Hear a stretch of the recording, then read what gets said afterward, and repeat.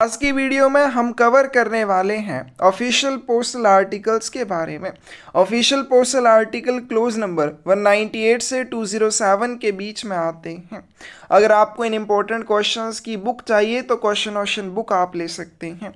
इसके अलावा MTS postman या पीए की तैयारी करने के लिए आपको बुक्स चाहिए, चाहे क्वेश्चन पेपर्स की बुक्स चाहिए या फिर थ्योरी वाली बुक्स चाहिए, आपको मिल जाएंगी। बहुत ही डीपली इन बुक्स को कवर किया हुआ है। क्वेश्चन पेपर वाली बुक्स में मैथ सॉल्यूशन भी साथ में है और भी बहुत सारी फैसिलिटीज़ हैं। इसके अलावा आप हमारे साथ क्लासेस में भी जुड़ सकते हैं अच्छे से तैयारी करने के लिए।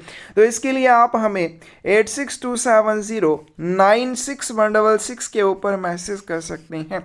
बुक्स लेने के लिए भी सेम नंबर के ऊपर मैसेज कर सकते हैं। इसके अलावा बुक्स आप डिस्क्रिप्शन में दिए हुए साइट के लिंक से भी ऑर्डर कर सकते हैं। तो चलिए वीडियो शुरू करते हैं।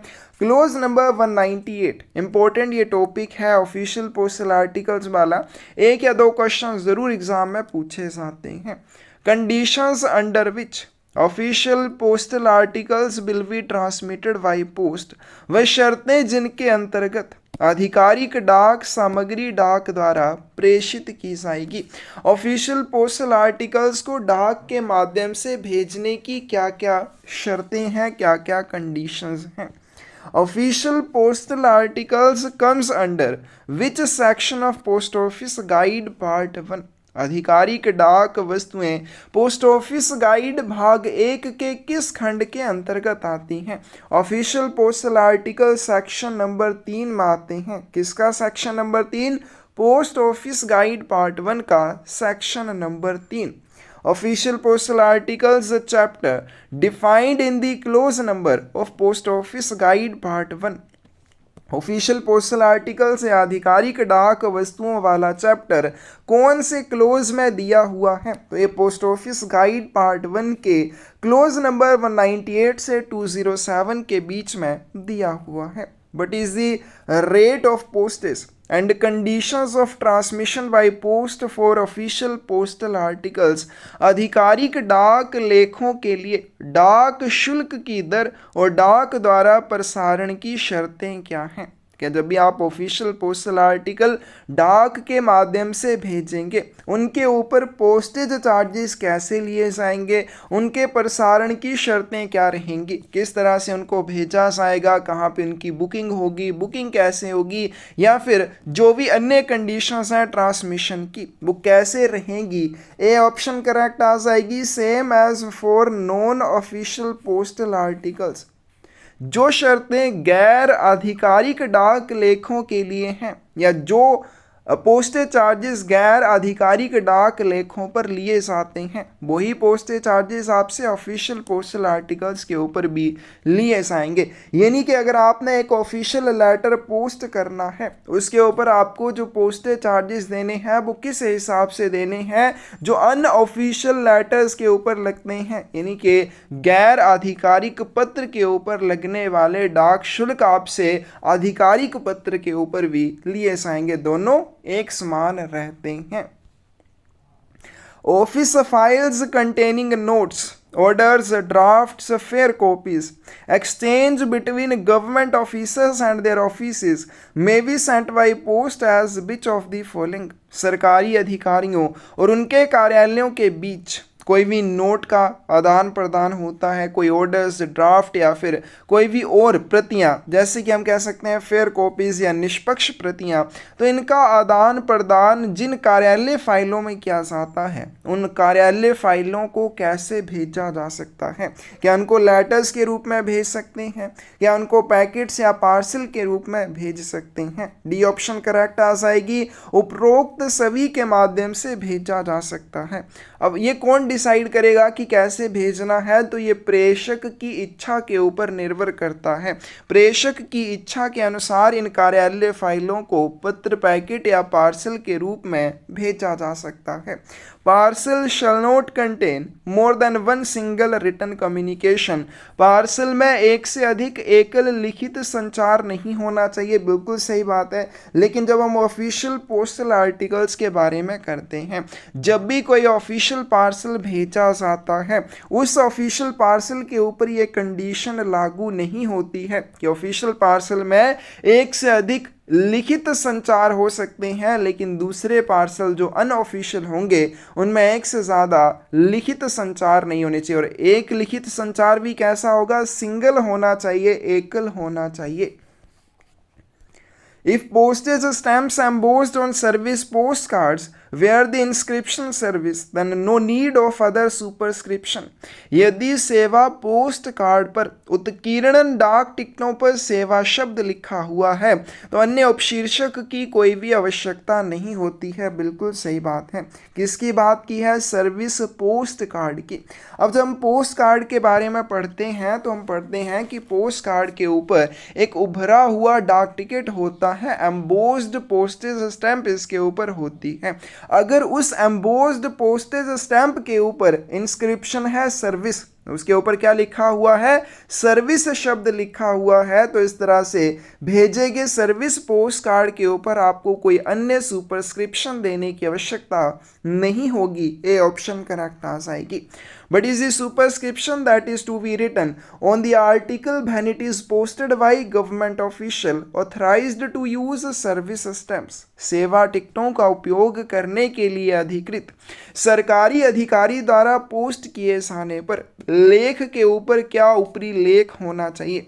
तो जब भी कोई आर्टिकल पोस्ट किया जाता है किसी गवर्नमेंट ऑफिशियल के द्वारा, सरकारी अधिकारी द्वारा, कौन सा सरकारी अधिकारी? जिसे सर्विस स्टैंप्स या सेवा टिकटों का उपयोग करने के लिए अधिकृत किया हुआ हो, तो उस आर्टिकल के ऊपर क्या लिखा होना चाहिए? ऑन इंडिया गवर्नमेंट सर्विस लिखा होना चाहिए। बी ऑप्शन करेक्ट आ जाएगी।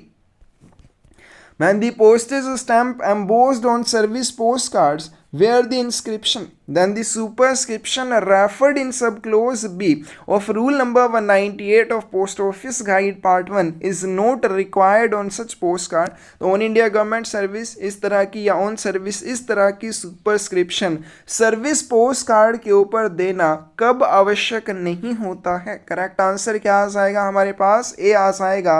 जब उस सर्विस पोस्ट कार्ड के ऊपर लगी हुई एम्बोस्ड स्टैंप के ऊपर कौन सी इंस्क्रिप्शन हो? सर्विस इंस्क्रिप्शन हो। यानी कि जब भी सर्विस पोस्ट कार्ड भेजा जाएगा, सर्विस पोस्ट कार्ड के ऊपर क्या होगी? एम्बोस्ड पोस्टेज स्टैंप होगी। अगर उस एम्बोस्ड पोस्टेज स्टैंप के ऊपर सर्विस शब्द लिखा हुआ हो तो इस तरह के सर्विस पोस्ट कार्ड के ऊपर आपको अलग से कोई भी सुपरस्क्रिप्शन देने की आवश्यकता नहीं होगी। यानी कि आपको उसके ऊपर ऑन इंडिया गवर्नमेंट सर्विस या ऑन सर्विस इस तरह के निर्देश देने की आवश्यकता नहीं होती है। The superscription must be spotted by the to be entered under the lower left hand corner of the article।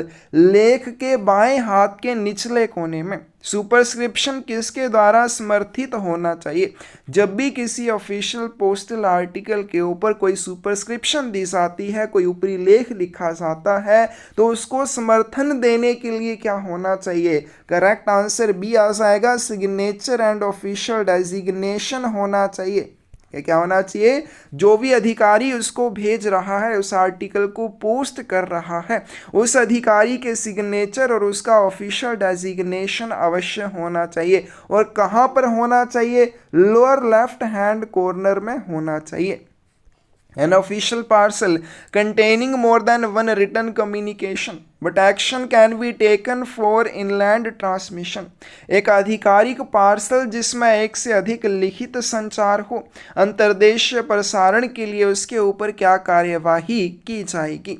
A option correct आ जाएगी। जैसे हमने अभी ऊपर एक क्वेश्चन किया कि अगर आप एक पार्सल में एक से ज़्यादा सिंगल रिटन कम्युनिकेशन भेजते हैं तो उस चीज़ की अनुमति नहीं है अनऑफिशियल पार्सल के मामले में। लेकिन अगर आप आधिकारिक पार्सल भेजते हैं तो आधिकारिक पार्सल में एक से ज़्यादा रिटन कम्युनिकेशन हो सकते हैं, इस चीज़ की अनुमति है। ए ऑप्शन करेक्ट आ जाएगी।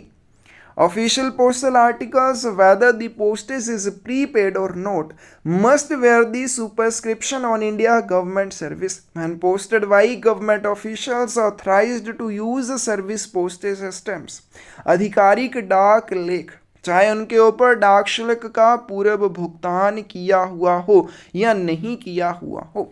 सेवा डाक टिकटों का उपयोग करने के लिए अधिकृत सरकारी अधिकारियों द्वारा पोस्ट किए जाने पर उन पर भारत सरकार सेवा पर सुपरस्क्रिप्शन होनी चाहिए। करेक्ट आंसर क्या आ जाएगा? ए आ जाएगा। जब भी कोई ऑफिशियल पोस्टल आर्टिकल भेजा जाता है, आधिकारिक डाक लेख भेजा जाता है, और चाहे उसके लिए पोस्टेज चार्जेस का पूरा भुगतान किया हुआ हो या नहीं किया हुआ हो, उनके ऊपर क्या ऊपरी लेख होना चाहिए? उनके ऊपर ऑन इंडिया गवर्नमेंट सर्विस लिखा हुआ होना चाहिए। जब भी उनको किसी ऐसे गवर्नमेंट ऑफिशियल के द्वारा भेजा जाता है जिसे सर्विस पोस्टेज स्टैंप्स का यूज करने के लिए अधिकृत किया हुआ हो।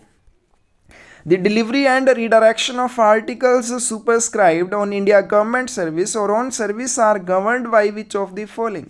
ऑन इंडिया गवर्नमेंट सर्विस या ऑन सर्विस लिखे हुए लेखों का वितरण और पुनः निर्देशन निम्नलिखित में से किसके द्वारा नियंत्रित किया जाता है? बहुत ही इंपॉर्टेंट ये क्वेश्चन है। ऐसे आर्टिकल जिनके ऊपर ऑन इंडिया गवर्नमेंट सर्विस या ऑन सर्विस वाली सुपरस्क्रिप्शन हो।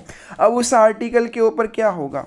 एक तो उस आर्टिकल के ऊपर अधिकारी का नाम हो सकता है, दूसरी बात क्या होगी, उसका ऑफिशियल डेजिग्नेशन हो सकता है, ऑफिशियल डेजिग्नेशन के साथ उसका नाम है या कुछ भी और पता हो सकता है। अब आपने उस आर्टिकल का वितरण कैसे करना है, आप किस चीज़ को ध्यान में रखते हुए उस आर्टिकल का वितरण करेंगे? बी ऑप्शन करेक्ट आ जाएगी, by official designation of addressee. प्राप्तकर्ता के आधिकारिक पदनाम के अनुसार उस आर्टिकल की डिलीवरी या रीडायरेक्शन की जाएगी। बहुत इंपॉर्टेंट, ऐसे आर्टिकल जिनके ऊपर ऑन इंडिया गवर्नमेंट सर्विस या ऑन सर्विस सुपरस्क्रिप्शन हो, ऐसे आर्टिकल जिनके ऊपर ऑन इंडिया गवर्नमेंट सर्विस या ऑन सर्विस लिखा हुआ हो, उन आर्टिकल्स की डिलीवरी या रिडायरेक्शन किस आधार पर की जाती है? प्राप्तकर्ता के ऑफिशियल डेजिग्नेशन, उसके नाम के आधार पर नहीं की जाएगी, उसके ऑफिशियल डेजिग्नेशन के अनुसार की जाएगी। A parcel shall not contain more than one written communication of the nature of the latter or having the character of personal communication. This rule shall not apply to an official parcel which contains office files. एक parcel में पत्र की प्रकृति या व्यक्तिगत संचार की प्रकृति का एक से अधिक लिखित संचार शामिल नहीं होना चाहिए। तो जब भी कोई पार्सल भेजा जाता है उसमें एक से ज़्यादा सिंगल रिटन कम्युनिकेशन नहीं होना चाहिए। यह नियम आधिकारिक पार्सल पर लागू नहीं होगा जिसमें कार्यालय फाइलें शामिल हों। बिल्कुल सही बात है, ये जो नियम है पार्सल के बारे में कि पार्सल में एक से ज़्यादा सिंगल रिटन कम्युनिकेशन नहीं होना चाहिए, ऑफिशियल पार्सल के ऊपर लागू नहीं होता है। जिस ऑफिशियल पार्सल में आप ऑफिशियल फाइल्स या कार्यालय फाइलें भेजते हैं, ए ऑप्शन करेक्ट आ जाएगी। The superscription on India government service or on service must be supported by the signature and official designation to be entered in the lower left hand corner of whom? ऊपरी लेख भारत सरकार सेवा पर या सेवा पर को किसके हस्ताक्षर और आधिकारिक पदनाम द्वारा समर्थित किया जाना चाहिए जिसे निचले बाएं कोने में दर्ज किया जाएगा। अब जब भी कोई ऑफिशियल पोस्टल आर्टिकल भेजा जाता है, जब उस ऑफिशियल पोस्टल आर्टिकल के ऊपर क्या लिखा जाएगा, ऑन इंडिया गवर्नमेंट सर्विस या सेवा पर ऑन सर्विस लिखा जाएगा, तो उसको सपोर्ट करने के लिए किसी के सिग्नेचर या ऑफिशियल डेजिग्नेशन की ज़रूरत होती है। दोनों चीज़ों की ज़रूरत होती है, उसके ऊपर सिग्नेचर भी होने चाहिए, ऑफिशियल डेजिग्नेशन भी होना चाहिए। किसका ऑफिशियल डेजिग्नेशन और किसके सिग्नेचर होने चाहिए? डी ऑप्शन करेक्ट आ जाएगी, by the officer who sends the article. किसके हो सकते हैं सिग्नेचर और ऑफिशियल डेजिग्नेशन? उस अधिकारी के जो आर्टिकल भेज रहा है, और ऑफ द हेड क्लर्क और सुपरिटेंडेंट ऑफ हिज ऑफिस या उस अधिकारी के कार्यालय के अधीक्षक या जो भी हेड क्लर्क होंगे उनके सिग्नेचर या ऑफिशियल डेजिग्नेशन होगा, और other responsible officer to whom the duty of dispatching is assigned, या फिर उस अधिकारी के कार्यालय का कोई अन्य ऑफिसर हो सकता है जिसे डाक वस्तुओं को प्रेषित करने का कर्तव्य सौंपा गया हो। तो जब भी कोई ऐसा आर्टिकल जिसके ऊपर ऑन इंडिया गवर्नमेंट सर्विस या ऑन सर्विस वाली सुपरस्क्रिप्शन है, तो इन सुपरस्क्रिप्शंस को, ऊपरी लेखों को किसके सिग्नेचर और ऑफिशियल डेजिग्नेशन के साथ सपोर्ट किया जाएगा, तो इसको आपने याद कर लेना, उस अधिकारी के सिग्नेचर या ऑफिशियल डेजिग्नेशन के साथ जो उस आर्टिकल को भेज रहा है, या फिर उस अधिकारी के कार्यालय के सुपरिटेंडेंट या हेड क्लर्क हो सकते हैं, या अन्य कोई अधिकारी हो सकता है जिसे लेख पोस्ट करने का काम सौंपा गया हो, जिम्मेदारी सौंपी गई हो। चलिए नेक्स्ट क्वेश्चन चलते हैं। Who may recognize the abbreviated designation provided they are generally known but no official can claim the recognition of an abbreviation, the rule being that the designation shall be entered in full on an official postal article। अब जैसे हमने ऊपर किया कि जब भी on India government service या on service वाला कोई आर्टिकल भेजा जाएगा, उसके ऊपर ऑफिशियल डेजिग्नेशन होना चाहिए सेंडर का।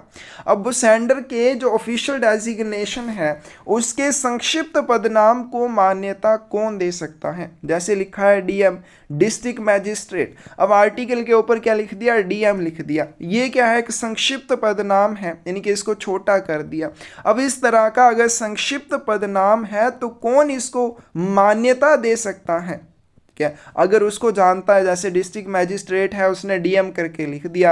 अब डिस्ट्रिक्ट मैजिस्ट्रेट ने अगर डीएम करके लिख दिया तो इस तरह के जो संक्षिप्त नाम है इनकी मान्यता का दावा नहीं किया जा सकता। अब पोस्ट ऑफिस में आकर आप ये हक नहीं जमा सकते कि ये डीएम लिखा है, इसका मतलब डिस्ट्रिक्ट मैजिस्ट्रेट ही है, आप इस आर्टिकल को स्वीकार करें नहीं। तो इस तरह का मतलब है कि जब भी आपने आर्टिकल के ऊपर ऑफिशियल डेजिग्नेशन देना है वो पूरा होना चाहिए, उसको संक्षिप्त आपने नहीं करना है। लेकिन कौन संक्षिप्त पदनाम को मान्यता दे सकता है, ए ऑप्शन करेक्ट आ जाएगी, post master. Post master abbreviated designation को रिकॉग्नाइज कर सकता है, लेकिन कोई भी अधिकारी अपना ये अधिकार नहीं जमा सकता या दावा नहीं कर सकता कि आप इस संक्षिप्त पदनाम को भी मान्यता दें। अगर पोस्ट मास्टर भली भांति उस अधिकारी को जानता है तो वो इस चीज की मान्यता दे सकता है। अदरवाइज डेजिग्नेशन क्या होना चाहिए, पूर्ण रूप से दर्ज किया हुआ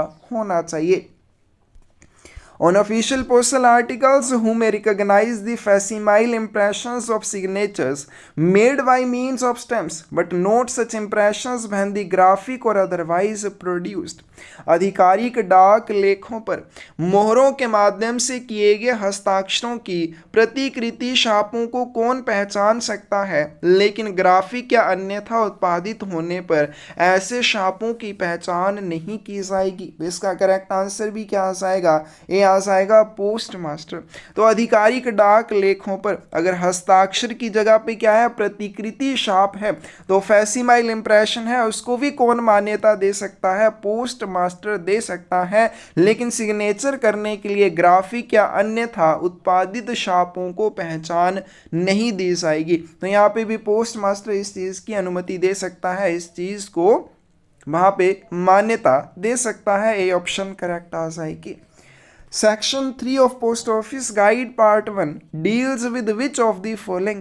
पोस्ट ऑफिस गाइड भाग 1 की धारा 3 निम्नलिखित में से किससे संबंधित है। करेक्ट आंसर डी आ जाएगा, ऑफिशियल पोस्टल आर्टिकल्स से, आधिकारिक डाक लेखों से जुड़ी हुई है। तो हमने ऊपर भी कर लिया, पोस्ट ऑफिस गाइड पार्ट 1 का जो सेक्शन नंबर 3 है उसमें किस चीज़ के बारे में बताया हुआ है, ऑफिशियल पोस्टल आर्टिकल्स के बारे में बताया हुआ है।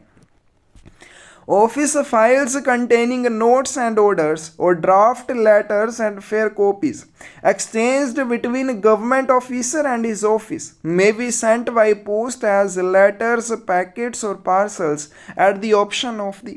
सरकारी अधिकारी और उनके कार्यालयों के बीच आदान प्रदान किए जाने वाले नोट्स, आदेश, मसौदा पत्र या निष्पक्ष प्रतियों वाली कार्यालय फाइलें किसके विकल्प पर पत्र, पैकेट या पार्सल के रूप में डाक द्वारा भेजी जा सकती है। तो हमने क्वेश्चन कर भी लिया कि जो भी सरकारी अधिकारी और उसके कार्यालय के बीच में नोट्स, आदेश, मसौदा पत्र या फिर निष्पक्ष प्रतियों का आदान प्रदान होता है, तो ये चीजें जिन कार्यालय फाइलों में भेजी जाती हैं उन्हें प्रेषक की इच्छा के अनुसार, यानी कि उस आर्टिकल को भेजने वाले की इच्छा के अनुसार पत्र, पैकेट या पार्सल के रूप में भेजा जा सकता है। नेक्स्ट क्वेश्चन है subject to certain other conditions. The conditions laid in clause number 145 of Post Office Guide Part 1 that a parcel shall not contain more than one written communication of the nature of a letter or note having the words of a personal communication shall not applied to which of the following। वो close number 145 में parcel के बारे में आता है कि parcel में एक से ज़्यादा एकल लिखित संचार नहीं होना चाहिए, लेकिन किस चीज़ के ऊपर ये चीज़ अप्लाई नहीं होती है? करेक्ट आंसर सी आएगा। आधिकारिक पार्सल या ऑफिशियल पार्सल के ऊपर ये चीज़ लागू नहीं होती है। But action can be taken for inland transmission when an official parcel contains more than one written communication। जब किसी आधिकारिक पार्सल में एक से ज़्यादा लिखित संचार हो तो अंतर्देशीय प्रसारण के लिए उसके ऊपर क्या कार्यवाही की जाएगी? करेक्ट आंसर क्या आ जाएगा? It will be allowed for transmission, इसके प्रसारण की अनुमति दी जाएगी। ऑफिशियल पार्सल है तो उसमें एक से ज़्यादा रिटन कम्युनिकेशन हो सकते हैं जब उसमें ऑफिशियल फाइल्स भेजी जाती हैं, ऑफिस फाइल्स भेजी जाती हैं, लेकिन अदर जो अनऑफिशियल पार्सल होते हैं उसमें एक से ज़्यादा रिटन कम्युनिकेशन नहीं होना चाहिए। An article wearing OIGS addressed to the officer of central government service wearing his name and designation will be delivered according to the केंद्र सरकार सेवा के अधिकारी को संबोधित ऑन इंडिया गवर्नमेंट सर्विस वाला एक लेख जिसमें उसका नाम और पदनाम होगा, किसके अनुसार वितरित किया जाएगा? अभी हमने एक ऊपर क्वेश्चन भी इस बारे में किया कि जब भी ऑन इंडिया गवर्नमेंट सर्विस या ऑन सर्विस वाला कोई आर्टिकल आएगा उसकी डिलीवरी या रिडायरेक्शन किस आधार पर की जाएगी? ए ऑप्शन करेक्ट आ जाएगी according to designation of official, अधिकारी के पदनाम के अनुसार इस तरह के आर्टिकल्स की डिलीवरी या रीडायरेक्शन की जाती है। On official postal articles, the superscription must be supported by the आधिकारिक डाक लेखों पर ऊपरी लेख को किसके द्वारा समर्थित किया जाएगा? करेक्ट आंसर सी आ जाएगा, सिग्नेचर और ऑफिशियल डेजिग्नेशन के द्वारा। किसके सिग्नेचर और किसके ऑफिशियल डेजिग्नेशन के द्वारा? तो हमने क्वेश्चन कर लिया उस आर्टिकल को पोस्ट करने वाले अधिकारी के सिग्नेचर या ऑफिशियल डेजिग्नेशन, या उस अधिकारी के ऑफिस के हेड क्लर्क या सुपरिटेंडेंट या अन्य कोई अधिकारी जिसे डाक वस्तुएं प्रेषित करने की जिम्मेदारी सौंपी हुई है। तो सी ऑप्शन करेक्ट आ जाएगी। Which of the following is correct? इनमें से कौन सा सही है? फर्स्ट पॉइंट है articles superscribed on India government service and containing in the address both the name and designation of a public officer. बहुत इंपॉर्टेंट पॉइंट है, बहुत इंपॉर्टेंट क्वेश्चन है, अच्छे से समझना। एक आर्टिकल है जिसके ऊपर on India government service superscription है। अब उस आर्टिकल के ऊपर जहां एड्रेस लिखा हुआ है उस एड्रेस में दो चीज़ें शामिल हैं। दो चीज़ें क्या शामिल हैं? एक तो उसमें पब्लिक ऑफिसर का नाम है, वो मान लो क्या है? राम है। दूसरा उसमें उसका डेजिग्नेशन है जो कि है डिस्ट्रिक्ट मैजिस्ट्रेट का। शुड बी डिलीवर्ड और redirected according to official designation even when the person named on longer holds the appointment designated or has left the station। बहुत इंपॉर्टेंट पॉइंट है कि ये जो आर्टिकल है उन्हें आधिकारिक पदनाम के अनुसार वितरित या पुनः निर्देशित किया जाएगा, भले ही नामित व्यक्ति लंबे समय से पद पर नियुक्त हो या स्टेशन छोड़ चुका हो। अब मान लीजिए क्या हुआ, एक ऑफिशियल पोस्टल आर्टिकल आया, उसके ऊपर एक पब्लिक ऑफिसर का नाम है राम और उसका ऑफिशियल डेजिग्नेशन भी दिया हुआ है डिस्ट्रिक्ट मैजिस्ट्रेट।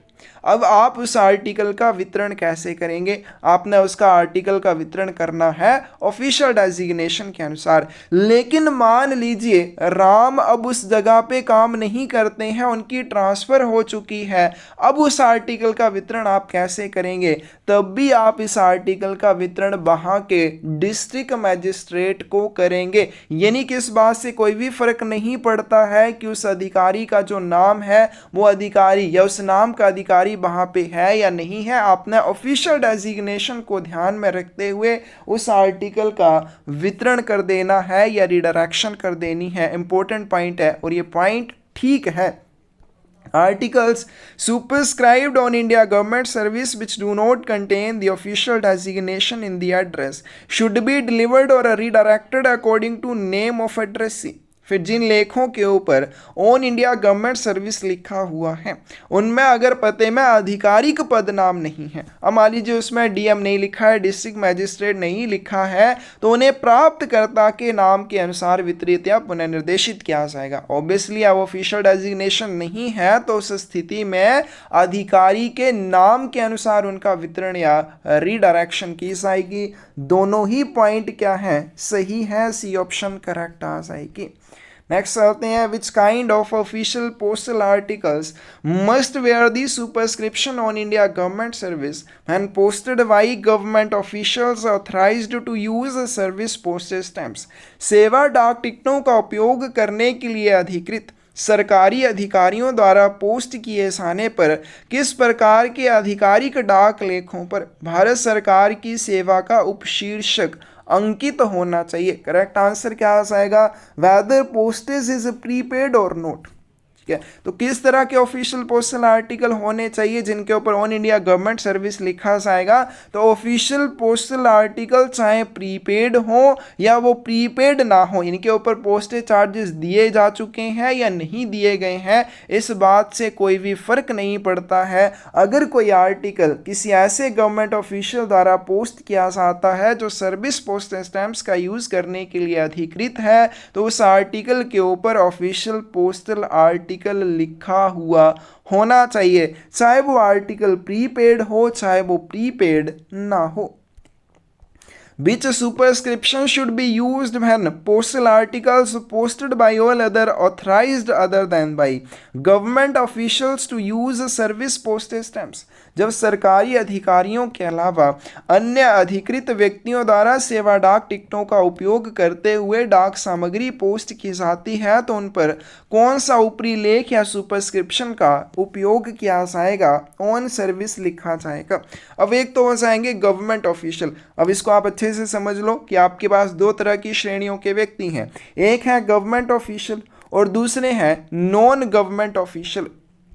अब इन दोनों को मान लीजिए सेवा डाक टिकटों का उपयोग करने के लिए अधिकृत किया हुआ है, तो जो गवर्नमेंट ऑफिशियल हैं जो सेवा डाक टिकटों का उपयोग कर सकते हैं जब ये आर्टिकल को पोस्ट करेंगे on India government service superscription का यूज करेंगे। जब कोई नॉन गवर्नमेंट ऑफिशियल, उसे भी अधिकृत किया हुआ है यदि सेवा डाक टिकटों का उपयोग करने के लिए, तो इसके द्वारा जब आर्टिकल पोस्ट किया जाएगा तो उस आर्टिकल के ऊपर क्या लिखा होगा? ऑन सर्विस सुपरस्क्रिप्शन होगी। यानी कि non government official on India government service superscription नहीं देगा। अगर इसको सर्विस स्टैम्प्स का यूज करने के लिए अधिकृत किया हुआ है तो इसके ऊपर ऑन सर्विस सुपरस्क्रिप्शन दी जाएगी। नेक्स्ट चलते हैं clause number 199, unpaid and insufficiently paid postal articles, अवैतनिक और अपर्याप्त भुगतान वाले डाक लेख।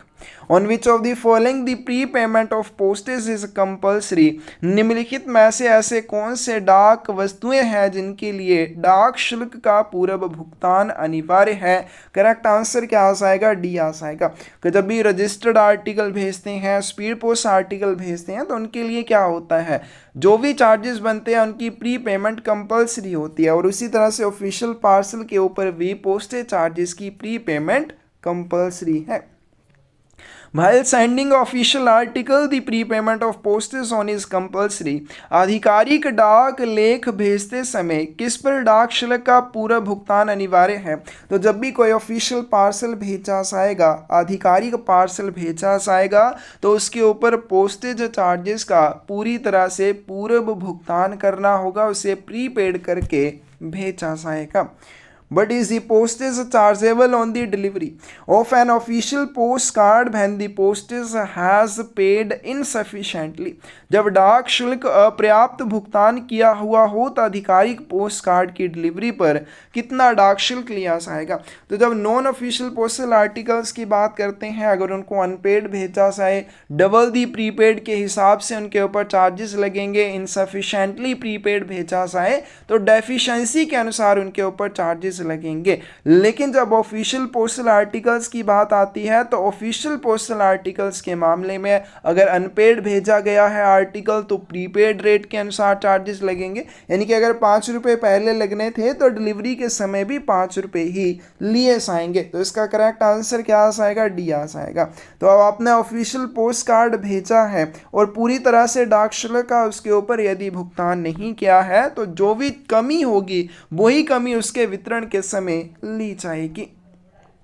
If any official parcel found with due charges, then what action will be taken? यदि कोई सरकारी पार्सल देय शुल्क के साथ पाया जाता है तो क्या कार्यवाही की जाएगी? करेक्ट आंसर सी आ जाएगा, क्योंकि जो ऑफिशियल पार्सल है वो प्रीपेड होना चाहिए. अगर वो ड्यू चार्जेस के साथ पाया जाता है, यानी कि उसके ऊपर यदि चार्जेस पूरी तरह से पूरा भुगतान ना किए हुए हों तो उसे प्रेषक को वापस कर दिया जाएगा. Which of the following does not require any superscription like on India government service or on service? कौन से ऐसे आर्टिकल हैं जिनके ऊपर ऑन इंडिया गवर्नमेंट सर्विस या ऑन सर्विस जैसी सुपरस्क्रिप्शन की आवश्यकता नहीं होती है? डी ऑप्शन करेक्ट आ जाएगी. सर्विस पोस्ट कार्ड के ऊपर ऑन इंडिया गवर्नमेंट सर्विस या ऑन सर्विस सुपरस्क्रिप्शन की आवश्यकता नहीं होगी. क्लोज नंबर 200 है officials entitled to use service stamps. अधिकारी जो सेवा टिकटों का उपयोग करने के हकदार हैं. All government officials even who are on leave are also entitled to use service postage stamps. सभी सरकारी अधिकारी इवन के जो छुट्टी पर हैं वो भी सेवा डाक टिकटों का उपयोग कर सकते हैं. बी ऑप्शन करेक्ट आ जाएगी. नहीं, सभी सरकारी अधिकारी सेवा डाक टिकटों का उपयोग कर सकते हैं, लेकिन जो छुट्टी पर गए हैं वो सर्विस स्टैम्प्स का यूज नहीं करेंगे. Which one of the below statement is false in regard to officials entitled to use service stamps? सेवा टिकटों का उपयोग करने के हकदार अधिकारी के संबंध में निम्नलिखित में से कौन सा कथन गलत है? तो इसका करेक्ट आंसर ये आ जाएगा all government officials including those who are on leave can use. तो जो भी सरकारी अधिकारी छुट्टी पर हैं वो सेवा डाक टिकटों का उपयोग नहीं कर सकते हैं. Secretary medical council of India, secretary India council of agriculture research, controller of emigrant level, तो इन सब के द्वारा सेवा डाक टिकटों का यूज़ किया जा सकता है. लेकिन कोई अधिकारी यदि छुट्टी पर है तो वो सेवा डाक टिकटों का यूज़ नहीं करेगा. Government official who are on leave or have retired from service are entitled to use service stamps. ऐसे सरकारी अधिकारी जो छुट्टी पर हैं या सेवा से सेवानिवृत्त हो चुके हैं, रिटायर हो चुके हैं, क्या वो सेवा डाक टिकटों का उपयोग कर सकते हैं? नहीं कर सकते. द स्टेटमेंट इज इनकरेक्ट आ जाएगा, कथन गलत है. But a superscription should be written on the article when it is posted by other than government officials who are authorized to use service stamps. जब लेख सरकारी अधिकारियों के अलावा किसी अन्य द्वारा जो सेवा डाक टिकटों का उपयोग करने के लिए अधिकृत है पोस्ट किया जाता है तो उसके ऊपर क्या ऊपरी लेख होना चाहिए? करेक्ट आंसर ये आ जाएगा, उसके ऊपर ऑन सर्विस ऊपरी लेख होना चाहिए. तो अभी हमने ऊपर ये क्वेश्चन कर भी लिया कि अगर कोई गवर्नमेंट ऑफिशियल है उसको अगर सेवा डाक टिकटों का उपयोग करने के लिए अधिकृत किया हुआ है तो जब वो आर्टिकल को पोस्ट करेगा उसके द्वारा उस आर्टिकल के ऊपर क्या सुपरस्क्रिप्शन दी जाएगी? On India government service superscription दी जाएगी। वहीं पे अगर कोई गवर्नमेंट ऑफिसर नहीं है लेकिन उसको सर्विस स्टैंप्स का यूज करने के लिए ऑथराइज किया हुआ है, उसके द्वारा पोस्ट किए जाने पर आर्टिकल के ऊपर ऑन सर्विस सुपरस्क्रिप्शन होनी चाहिए। The power of authorizing the organizations to use service postage stamps is delegated to सेवा डाक टिकटों का उपयोग करने के लिए संगठनों को अधिकृत करने की शक्ति किसके पास है? सी ऑप्शन करेक्ट आ जाएगी। हेड ऑफ सर्कल को ये पावर दी हुई है। नेक्स्ट चलते हैं, क्लोज नंबर 201 है लोकल फंड ऑफिशियल्स, स्थानीय निधि अधिकारी। But is the postage chargeable on the delivery of a official postal article when the postage has insufficiently paid? जब डाक शुल्क का अपर्याप्त भुगतान किया गया हो तो आधिकारिक डाक लेख की डिलीवरी पर कितना डाक शुल्क लगाया जाता है? ए ऑप्शन करेक्ट आ जाएगी। जैसे अनऑफिशियल पोस्टल आर्टिकल्स की बात करें, उनकी अगर उनको अनपेड भेजा जाता है तो डबल दी प्रीपेड रेट के अनुसार उनके ऊपर चार्जेस लगते हैं। इनसफिशिएंटली पेड भेजा तो डेफिशिएंसी के दोगुने चार्जेस का भुगतान करना होगा। लेकिन अगर ऑफिशियल पोस्टल आर्टिकल भेजा जाता है तो उसको अगर इनसफिशिएंटली पेड भेजा है तो जो भी डेफिशिएंसी होगी वितरण के समय सिर्फ वही ली जाएगी, दोगुना नहीं लिया जाएगा। नेक्स्ट चलते हैं, which of the following are not entitled to deemed official correspondence? इनमें से कौन सरकारी पत्राचार के हकदार नहीं है? करेक्ट आंसर क्या आ जाएगा? सी आ जाएगा। ऑफिशियल्स ऑफ लोकल अथॉरिटी, एक स्थानीय प्राधिकरण के अधिकारियों को ऑफिशियल पोस्टल आर्टिकल का यूज करने का अधिकार नहीं होता, यानी कि वो अपने आर्टिकल भेजते समय सर्विस स्टैंप्स का यूज नहीं कर सकते हैं। Officers of government acting in a capacity connected with local authority, स्थानीय प्राधिकारी से जुड़े पद पर कार्यरत कोई भी सरकारी अधिकारी है, जैसे आपकी सोसाइटीज वगैरह होती हैं, तो उनके जो गवर्नमेंट ऑफिसर्स होते हैं उनको सेवा डाक टिकटों का यूज करने का अधिकार नहीं होता है। कोई भी सोसाइटी है उसका जो भी वहाँ पे हेड होता है तो वो सर्विस स्टैंप्स का यूज नहीं कर सकते हैं। सी ऑप्शन करेक्ट आ जाएगी। Commissioner of a division can write to Secretary of Local Fund Committee में superscribe the letter on India Government Service। तो कोई भी आपके डिवीज़न का कमिश्नर है वो स्थानीय निधि समिति के सचिव को पत्र लिखने के समय उसके ऊपर क्या भारत सरकार की सेवा पर लिख सकता है, इनके ऑन इंडिया गवर्नमेंट सर्विस का यूज़ कर सकता है? बिल्कुल कर सकता है। तो यहाँ पे क्या हो जाएगा कि local fund officials on India government service इस सुपरस्क्रिप्शन का यूज नहीं करेंगे, लेकिन अन्य किसी सरकारी अधिकारी के द्वारा अगर उनको लेटर भेजा जाएगा तो उस समय वो सरकारी अधिकारी इस सुपरस्क्रिप्शन का यूज कर सकते हैं। ए ऑप्शन करेक्ट आ जाएगी। नेक्स्ट आते हैं, clause number 202, procedure if ordinary stamps are used at place of service stamps. यदि सेवा डाक टिकटों के स्थान पर साधारण डाक टिकटों का उपयोग किया जाता है तो क्या कार्यवाही की जाएगी? If ordinary stamps are used instead of service stamps, then what will happen? यदि सेवा डाक टिकटों के स्थान पर साधारण डाक टिकटों का उपयोग किया जाता है तो क्या होगा? ए ऑप्शन करेक्ट आ जाएगी। Recognised as an official postal article by the post office. क्या हुआ कि किसी अधिकारी ने एक आर्टिकल भेजा, उसके ऊपर उसने on India government service superscription तो दे दी, लेकिन सर्विस स्टैंप्स की जगह पे ऑर्डिनरी स्टैंप्स का यूज कर दिया। तो क्या किया जाएगा उस आर्टिकल के साथ? ऐसा होने पर भी उस आर्टिकल को आधिकारिक डाक लेख के रूप में मान्यता दी जाएगी, यानी कि उस आर्टिकल को ऑफिशियल पोस्टल आर्टिकल माना जाएगा, भले ही उसके ऊपर ऑर्डिनरी स्टैंप्स लगाई गई हों। An ordinary postage stamp instead of a service stamp is used on an official postal article. The article will be recognized as an official postal article by the post office. कि किसी article के ऊपर service stamps की जगह पर ordinary stamps का अगर use किया जाता है तो पोस्ट ऑफिस के द्वारा उस आर्टिकल को ऑफिशियल पोस्टल आर्टिकल के रूप में मान्यता दी जाती है। But the irregularity will be brought by the officer in charge of the post office at which the article was posted to the notice of officer concerned. लेकिन इस अनियमितता के बारे में, इस irregularity के बारे में, कौन सी irregularity की ऑर्डिनरी स्टैंप्स का यूज़ किया है यहाँ पे? सर्विस स्टैम्प्स का यूज़ किया जाना चाहिए। तो पोस्ट ऑफिस के जो भी इंचार्ज होंगे वो इंचार्ज क्या करेंगे, उस आर्टिकल को पोस्ट करने वाले अधिकारी के ध्यान में इस चीज़ को लाएंगे कि आपने ऑर्डिनरी स्टैम्प्स का यूज़ किया है, आपको सर्विस स्टैम्प्स का यूज़ करना चाहिए।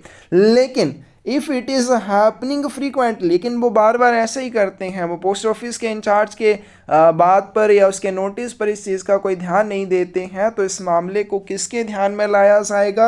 बी ऑप्शन करेक्ट आ जाएगी, हेड ऑफ सर्किल यानी कि चीफ पोस्ट मास्टर जनरल के ध्यान में इस चीज़ को लाया जाएगा। तो क्या हुआ, एक ऑफिशियल पोस्टल आर्टिकल जब भेजा जाएगा, अगर उसके ऊपर सर्विस स्टैम्प्स की बजाय ऑर्डिनरी स्टैम्प्स का यूज़ किया जाएगा, फिर भी उसको ऑफिशियल पोस्टल आर्टिकल के रूप में पोस्ट ऑफिस द्वारा मान्यता दी जाएगी। लेकिन पोस्ट ऑफिस के अधिकारी द्वारा इस बात की, इस नियमितता को क्या किया जाएगा, उस आर्टिकल को पोस्ट करने वाले अधिकारी के ध्यान में लाया जाएगा। लेकिन वो फिर भी बार बार ऐसा करते हैं, तो सीपीएमजी के ध्यान में इस चीज को लाया जाएगा। An ordinary postage stamp instead of a service stamp is used on an official postal article. The article will be recognized as an, एक आधिकारिक डाक लेख पर यदि सेवा डाक टिकट की बजाय ऑर्डिनरी स्टैम्प्स का यूज़ किया जाए तो उसको क्या किया जाएगा, ऑफिशियल पोस्टल आर्टिकल के रूप में मान्यता दी जाती है। Where an ordinary postage stamp instead of a service stamp is used on an official postal article, यदि किसी आधिकारिक डाक लेख के ऊपर सर्विस स्टैम्प्स की बजाय ऑर्डिनरी स्टैम्प्स का यूज़ किया जाता है, तो सबसे पहली बात, उस आर्टिकल को डाक घर द्वारा ऑफिशियल पोस्टल आर्टिकल के रूप में रिकॉग्नाइज किया जाएगा। फिर इस रेगुलरिटी को पोस्ट ऑफिस के इंचार्ज द्वारा उस आर्टिकल को पोस्ट करने वाले अधिकारी के ध्यान में लाया जाएगा। लेकिन अगर वो बार बार फिर से ऐसा करते हैं तो इस चीज़ के बारे में हेड ऑफ सर्कल के ध्यान में लाया जाएगा। डी ऑप्शन करेक्ट आ जाएगी। नेक्स्ट चलते हैं clause number 203, letters from government officers to private person and vice versa. सरकारी अधिकारी अगर किसी निजी व्यक्ति को, किसी प्राइवेट पर्सन को कोई भी लेटर इत्यादि भेजते हैं तो कैसे भेजा जाएगा? Letters posted by officers of the government in their official capacity addressed private individuals will even when they relate to private interest. सरकारी अधिकारियों द्वारा उनकी आधिकारिक क्षमता में पोस्ट किए गए पत्र निजी व्यक्तियों को संबोधित करते हुए तब भी होंगे जब वे निजी हितों से संबंधित हों। करेक्ट आंसर क्या आ जाएगा? Can be sent as official postal articles after prepaid in the usual way. अब इस क्वेश्चन को समझते हैं कि एक गवर्नमेंट ऑफिसर है और गवर्नमेंट ऑफिसर क्या है, सेवा डाक टिकटों का उपयोग करने के लिए अधिकृत है। वो क्या करेगा, किसी प्राइवेट पर्सन को, किसी निजी व्यक्ति को एक लेटर भेजता है। अब वो लेटर जब भेजता है अपनी ऑफिशियल कैपेसिटी के अनुसार भेजता है, यानी कि अपनी आधिकारिक क्षमता के तहत एक आर्टिकल एक प्राइवेट पर्सन को भेजता है। अब भले ही वो लेटर उस प्राइवेट पर्सन के निजी हित से जुड़ा हुआ हो, यानी कि उसकी किसी अपनी चीज़ से जुड़ा हुआ हो, तब भी उस सरकारी अधिकारी द्वारा उस आर्टिकल को यूजुअल वे में, इनके सामान्य तरीके से प्रीपेड करके ऑफिशियल पोस्टल आर्टिकल के रूप में भेजा जा सकता है। बी ऑप्शन करेक्ट आ जाएगी। How the letters, letter cards, postcards and packets are sent by private persons to officers of government if a superscribed service unpaid will be charged on delivery। अब मान लीजिए कोई प्राइवेट पर्सन क्या करता है, किसी सरकारी अधिकारी को कोई पत्र भेजता है, लेटर कार्ड, पोस्ट कार्ड या पैकेट भेजता है और उसके ऊपर यदि सर्विस अनपेड लिखा हुआ है तो इस तरह के आर्टिकल के वितरण पर क्या होगा, जो भी प्रीपेड दर के अनुसार चार्जेस बनेंगे उन चार्जेस का भुगतान करना होगा। सी ऑप्शन करेक्ट आ जाएगी। नेक्स्ट चलते हैं क्लोज नंबर 204 है पोस्टेज ड्यू आर्टिकल्स के बारे में। डाक देय लेख। Service stamps are used in payment of postage due articles superscribed as service unpaid. सेवा टिकटों का उपयोग डाक देय वस्तुओं के भुगतान में किया जा सकता है जिन पर सेवा अवैतनिक लिखा हो। करेक्ट आंसर बी आ जाएगा। बहुत ही इंपॉर्टेंट क्वेश्चन है। जब भी कोई आप ऑफिशियल पोस्टल आर्टिकल भेजेंगे उसके ऊपर आप सर्विस स्टैम्प्स का यूज़ कर सकते हैं। लेकिन जब भी कोई सर्विस अनपेड वाला आर्टिकल आता है, यानी कि कोई ऐसा आर्टिकल आता है जिसके ऊपर पोस्टेज चार्जेस का भुगतान पूरी तरह से ना किया हुआ हो, तो उसके ऊपर ड्यू जो चार्जेस होंगे, यानी कि जो चार्जेस अभी पोस्ट ऑफिस में रिकवर करते हैं, उन चार्जेस का भुगतान करने के लिए कभी भी सर्विस स्टैम्प्स का यूज़ नहीं किया जाता है। तो सर्विस स्टैम्प्स का यूज़ किया जाता है आर्टिकल्स को पोस्ट करने के लिए, लेकिन पोस्टेज ड्यू आर्टिकल्स के ऊपर ड्यू चार्जेस का भुगतान करने के संबंध में सर्विस स्टैम्प्स का यूज़ नहीं किया जाएगा। Stamps will not accepted in payment of postage due on official postal articles. आधिकारिक डाक वस्तुओं पर देय डाक शुल्क के भुगतान में कौन से टिकट स्वीकार नहीं किए जाएंगे? डी ऑप्शन करेक्ट आ जाएगी। तो कोई भी पोस्टेज ड्यू आर्टिकल है और वो ऑफिशियल पोस्टल आर्टिकल है, तो ये तो हमने अभी कर लिया कि उसके ऊपर ऑफिशियल पोस्ट सर्विस स्टैम्प्स को स्वीकार नहीं किया जाएगा। दूसरी बात, रेवेन्यू स्टैम्प्स तो वैसे भी डाक शुल्क के भुगतान में स्वीकार नहीं की जाती हैं। तो सर्विस और रेवेन्यू दोनों तरह के डाक टिकट आधिकारिक डाक वस्तुओं के ऊपर ड्यू चार्जेस का भुगतान करने के संबंध में स्वीकार नहीं किए जाएंगे। डी ऑप्शन करेक्ट आ जाएगी। Who is authorized to alter the amount of postage due as entered in figure on an official postal article? आधिकारिक डाक लेख पर आंकड़ों में दर्ज देय डाक की राशि को बदलने के लिए कौन अधिकृत है? कोई भी postage due official postal article आता है और उसके ऊपर क्या लिखा होगा? अमाउंट ऑफ पोस्टेज ड्यू लिखी होगी कि कितने चार्जेस इस आर्टिकल के ऊपर रिकवर किए जाने हैं। कैसे लिखी होगी? फिगर्स में, आंकड़ों में लिखी होगी। इन फिगर्स में या आंकड़ों में लिखी हुई देय राशि को चेंज करने के लिए किसके पास पावर है? Post master of the office of delivery. Delivery कार्यालय के पोस्ट मास्टर के पास इस राशि को परिवर्तित करने का अधिकार होता है। सी ऑप्शन करेक्ट आ जाएगी। नेक्स्ट आते हैं, who will initial the amount of postage marked as due on a postal articles deliver under the superscriptions of service unpaid और ऑन इंडिया गवर्नमेंट सर्विस और ऑन सर्विस। सेवा अवैतनिक या भारत सरकार सेवा पर या सेवा पर इस तरह की सुपरस्क्रिप्शन के तहत जो भी आर्टिकल वितरित किए जाते हैं उन पर अगर कोई चार्जेस ड्यू है तो उन ड्यू चार्जेस को इनिशियल किया जाता है, अध्याक्षरित किया जाता है। तो ये भी कौन करता है? पोस्ट मास्टर करता है। ए ऑप्शन करेक्ट आ जाएगी। आगे चलते हैं, क्लोज नंबर 205 है camp articles, special bags and camp bags. Special bag, camp bag, camp article, ये क्या चीज़ें होती हैं?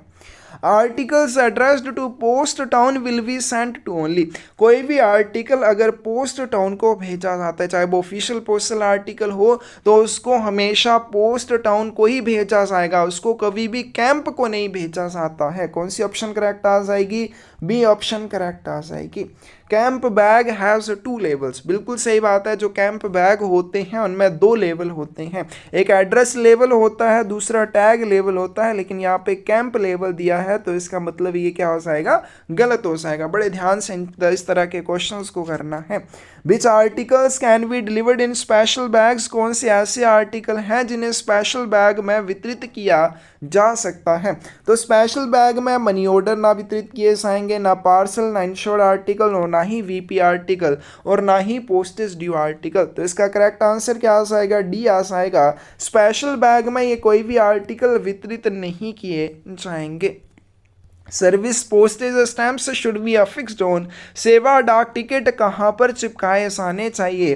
Right hand upper corner of tag लेवल। इनको कहाँ पे चिपकाया जाता है? जब भी सर्विस पोस्टेज स्टैम्प्स चिपकाई जाती हैं इनको टैग लेवल के ऊपर चिपकाया जाता है। अब जब भी कोई कैंप बैग या स्पेशल बैग भेजा जाएगा तो उसमें क्या होता है, उस बैग के ऊपर जब भी डाक टिकट लगाने होते हैं, सर्विस स्टैम्प्स लगानी होती हैं, तो उस बैग के ऊपर लगे हुए टैग लेवल के राइट हैंड अपर कॉर्नर के ऊपर उनको लगाया जाता है। When the special bags can be deliver, जो विशेष थैले होते हैं उनका वितरण कब किया जा सकता है?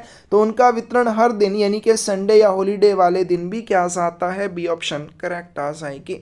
आगे चलते हैं, camp bag is used to. Camp bag का उपयोग किस चीज़ के लिए किया जाता है? Is used to enclose the office files and other official papers. आधिकारिक फाइलें या अन्य आधिकारिक कागजात भेजने के लिए कैंप बैग्स का यूज़ किया जाता है। ए ऑप्शन करेक्ट आ जाएगी। How many levels are use in camp bag, camp bag में कितने लेवल्स का उपयोग किया जाता है, तो कैंप बैग में 2 लेवल्स का यूज़ किया जाता है। बी ऑप्शन करेक्ट आ जाएगी। एक एड्रेस लेवल का और दूसरा टैग लेवल का यूज़ किया जाएगा। नेक्स्ट चलते हैं, parcel money orders insured articles VPP and articles for which any due is pending can be delivered in special bag. कोई भी पार्सल है, मनी ऑर्डर है, बीमाकृत वस्तुएं हैं, वैल्यूएबल पोस्ट है या ऐसे कोई आर्टिकल जिनके ऊपर कोई भी चार्जेस ड्यू हैं, उन्हें स्पेशल बैग में वितरित किया जा सकता है। बी ऑप्शन करेक्ट आ जाएगी। तो हमने अभी ऊपर क्वेश्चन भी कर लिया, इस तरह के किसी भी आर्टिकल की डिलीवरी स्पेशल बैग में नहीं की जाएगी। आर्टिकल एड्रेस्ड टू कैंप और post town can be, camp या पोस्ट टाउन को संबोधित लेख होगा। बी ऑप्शन करेक्ट आ जाएगी। Can not redirect during transit, तो कोई भी आर्टिकल चाहे कैंप को भेजा जाए चाहे पोस्ट टाउन को भेजा जाए, उसे प्रसारण के दौरान ना तो रीडायरेक्ट किया जा सकता है ना ही उसको, ठीक है, तो उसकी रिडायरेक्शन नहीं की जा सकती है। बी ऑप्शन करेक्ट आ जाएगी। The camp bag has 2 levels, camp bag में 2 लेवल होते हैं। अभी हमने ऊपर कर भी लिए, कौन कौन से लेवल होते हैं, एक एड्रेस लेवल होता है, दूसरा टैग लेवल होता है। ए ऑप्शन करेक्ट आ जाएगी। Camp bag of high officer booked as a parcel will be charge as follow, अगर कोई भी कैंप बैग पार्सल के रूप में, क्योंकि हमने कर लिया कि ये जो बैग होते हैं इनको प्रेषक की इच्छा के अनुसार बुक किया जाएगा, तो अगर ये जो कैंप बैग है इसको पार्सल के रूप में बुक किया जाता है तो उसके ऊपर कैसे चार्जेस लिए जाएंगे। Postage payable on parcel weighing 10 kilogram, तो अगर आप कैंप बैग को पार्सल के रूप में बुक करते हैं तो इसके ऊपर एक पार्सल भेजना है 10 किलोग्राम का, अगर वो पार्सल है तो उसके ऊपर जो भी चार्जेस बनते हैं वो चार्जेस आपको देने होंगे, प्लस रजिस्ट्रेशन फीस लगेगी, प्लस उसके ऊपर इंसिडेंटल चार्जेस का भुगतान आपको करना होगा। ए ऑप्शन करेक्ट आ जाएगी। If a camp bag is booked as parcel then it will be sent by which of the following route, यदि कैंप बैग को पार्सल के रूप में बुक किया जाता है तो इसको कैसे भेजा जाएगा। करेक्ट आंसर ए आ जाएगा, इसको सरफेस रूट के माध्यम से भेजा जाएगा। तो ए ऑप्शन यहाँ पे करेक्ट आ जाएगी। For camp bags and special bags registration is not compulsory, camp bag और विशेष बैग के लिए पंजीकरण अनिवार्य नहीं है। तो बी ऑप्शन करेक्ट आ जाएगी, बिल्कुल सही बात है। जो आपके कैंप बैग हैं या स्पेशल बैग हैं इनके लिए रजिस्ट्रेशन कंपल्सरी अभी हमने ऊपर कर लिया, तो इसका करेक्ट आंसर क्या आ जाएगा, बी आ जाएगा। नेक्स्ट चलते हैं, नेक्स्ट क्वेश्चन है, registered list is not mandatory to be placed in every special bag, तो जब भी कोई स्पेशल बैग भेजा जाता है तो उसमें आपने रजिस्टर्ड लिस्ट भेजनी होती है जिसमें उस बैग में भेजे जाने वाले पंजीकृत वस्तुओं की सूची होती है। तो इसका करेक्ट आंसर क्या आ जाएगा, बी आ जाएगा। आगे चलते हैं, clause number 206, tour programmes of high officers entitled to special bag, विशेष बैग के हकदार उच्च अधिकारियों का दौरा कार्यक्रम। To The following high officers are not entitled to privilege of special bag, निम्नलिखित उच्च अधिकारी विशेष बैग के विशेषाधिकार के हकदार नहीं है। करेक्ट आंसर सी आ जाएगा। तो ये जो स्पेशल बैग वाली फैसिलिटी है, प्रेसिडेंट ऑफ इंडिया है, स्टेट्स के गवर्नर्स हैं, या फिर इसके अलावा ठीक है स्टेट्स के गवर्नर हैं, डायरेक्टर जनरल हैं, तो इन सबको मिलती है, लेकिन जो सर्किल प्रमुख होते हैं उनको ये फैसिलिटी नहीं मिलती है। तो सी ऑप्शन करेक्ट आ जाएगी। To whom the tour program of governor of the state for closing camp or special bag will be sent, camp और विशेष बैग बंद करने के लिए जो राज्य के राज्यपाल होते हैं उनका दौरा कार्यक्रम किसको भेजा जाएगा, पोस्ट मास्टर जनरल को भेजा जाता है। बी ऑप्शन करेक्ट आ जाएगी। The following officer is entitled to privilege to special bag and camp bag, कौन से अधिकारी हैं जिन्हें विशेष बैग और कैंप बैग के विशेषाधिकार का हकदार है। तो पोस्ट ऑफिस में सिर्फ डायरेक्टर जनरल है जिसे कैंप बैग और स्पेशल बैग वाली फैसिलिटी दी जाती है। ए ऑप्शन करेक्ट आ जाएगी। A list of high government officials entitled to the privilege of the delivery of their mail to them whenever they may happen to be on tour within India will be found in which close number of Post Office Guide Part 1। सरकार के ऐसे उच्च अधिकारी जो भारत में कहीं भी अगर दौरे पर जाते हैं तो उनकी डाक वस्तुएं उनको वहीं पर कैंप बैग या स्पेशल बैग्स के माध्यम से पहुंचाई जाती हैं। तो ऐसे उच्च अधिकारियों की सूची पोस्ट ऑफिस गाइड पार्ट 1 के क्लोज नंबर 206 में दी हुई है। To whom the tour program of Director General Post New Delhi for closing of camp or special bag will be sent। तो पोस्ट ऑफिस में सिर्फ डायरेक्टर जनरल है जिसको camp bag और स्पेशल बैग वाली फैसिलिटी मिलती है। तो जो डायरेक्टर जनरल है उनका दौरा कार्यक्रम किसको भेजा जाएगा? तो इसका करेक्ट आंसर क्या आ जाएगा? सी आ जाएगा। जितने भी हेड्स ऑफ सर्किल हैं, जितने भी CPMG हैं, उन सबको डायरेक्टर जनरल का दौरा कार्यक्रम भेजा जाता है। To whom the tour program of President and his council of ministers for closing of camp or special bag will be sent। Camp और विशेष बैग को बंद करने के लिए राष्ट्रपति और उनकी मंत्री परिषद का दौरा कार्यक्रम किसे भेजा जाता है? Director general post new Delhi को भेजा जाता है। बी ऑप्शन करेक्ट आ जाएगी। और लास्ट क्वेश्चन आज की वीडियो का, when there is any alteration made in tour program of high government officials entitled for special bags should be informed to whom। जब विशेष बैग के हकदार उच्च सरकारी अधिकारियों के दौरे के कार्यक्रम में कोई बदलाव किया जाता है तो इसकी सूचना किसे दी जानी चाहिए? तो किसे दी जानी चाहिए? तो देखिए, जो भी टूर प्रोग्राम होता है वो एडवांस में आपको प्रस्तुत करना होता है, लेकिन बाद में अगर आप उसमें कोई भी परिवर्तन करते हैं तो उस चीज़ की सूचना आपने किसको देनी होती है? करेक्ट आंसर क्या आएगा? डी आएगा। तो उस पोस्टल अथॉरिटी को जिसको आपने पहले वो टूर प्रोग्राम प्रस्तुत किया था, और लोकल सुपरिटेंडेंट को भी इस चीज़ के बारे में बताया जाता है। तो ये था हमारे पास सेक्शन नंबर 3 जिसमें आता है ऑफिशियल पोस्टल आर्टिकल। बार बार एग्जाम में पूछे जाने वाले सभी क्वेश्चंस को हमने अच्छे से कवर कर लिया है, और ये क्वेश्चन अगर आपको अच्छे से आते हैं जो हमने किए तो आपका ये वाला टॉपिक बहुत अच्छे से रेडी है। अगर आपको इन क्वेश्चंस की बुक चाहिए तो क्वेश्चन बुक आप ले सकती हैं। इसी तरह के और भी बहुत सारे इंपॉर्टेंट क्वेश्चन आपको इस बुक में मिल जाएंगे। प्रैक्टिस करने के लिए, तैयारी करने के लिए इससे बेहतर बुक आपको कहीं भी नहीं मिलेगी। और क्लासेस में भी आप जुड़ सकते हैं। इसके अलावा क्वेश्चन पेपर्स की या थ्योरी वाली बुक्स भी आप ले सकती हैं। और साथ में हमने एक छोटी सी शुरुआत किया ज़्यादा से ज़्यादा पौधे लगाने की, पर्यावरण को बचाने की। इस जर्नी में आप भी ज़रूर हमारे साथ जुड़ें। डिस्क्रिप्शन में एक चैनल का लिंक मिल जाएगा, उस चैनल को सब्सक्राइब करके हमारी जर्नी में हमारे साथ जुड़ जाइए, हमारी हौसला अफजाई कीजिए ताकि हम ज़्यादा से ज़्यादा पेड़ लगा सकें। धन्यवाद।